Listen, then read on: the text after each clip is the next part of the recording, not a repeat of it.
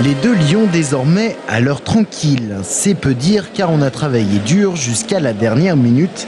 Il reste encore des retouches à faire et les surfaces commerciales ne seront totalement occupées qu'en septembre. Cela dit, 80% des boutiques sont désormais ouvertes et ce matin, des commerçants mettaient encore en rayon leurs marchandises.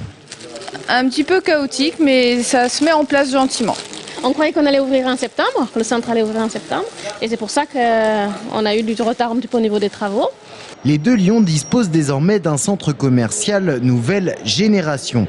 Une soixantaine de boutiques sur 21 000 m² réparties le long de cette allée centrale. Un parking de 1000 places, mais surtout de la luminosité et de l'air naturel grâce à cette couverture transparente. Enfin, une zone commerciale agréable. Les galeries commerciales classiques, on veut les renouveler maintenant, parce que les gens veulent avoir l'impression d'être plus à l'air, que ce soit quand même plus large, plus décontracté avec la lumière naturelle. Et en même temps qu'on a la lumière naturelle, on ne veut pas avoir le froid et la pluie. Voilà. C'est comme Ikea, je veux dire, c'est aussi un appel à une clientèle qui vient d'ailleurs. La zone de chalandise, près de 400 000 habitants.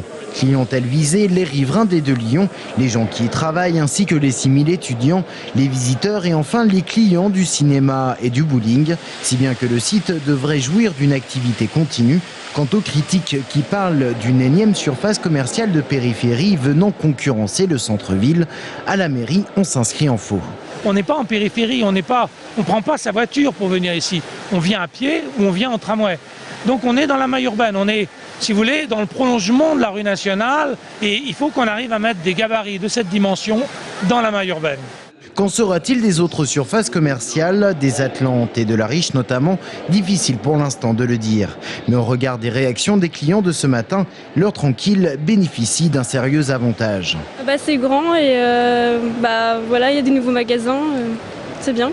Rien que l'aspect, je sais pas, il y a quelque chose d'assez nouveau. Rien que la gondole comme ça, en plein air, moi je trouve ça joli. C'est vraiment très sympathique au niveau de l'ambiance, c'est clair, abrité et je pense que ce sera un cœur de vie très intéressant pour le quartier. Enfin, un cœur de vie donc pour les deux lions, mais à 2 pas de là, les rues sont toujours aussi désertes.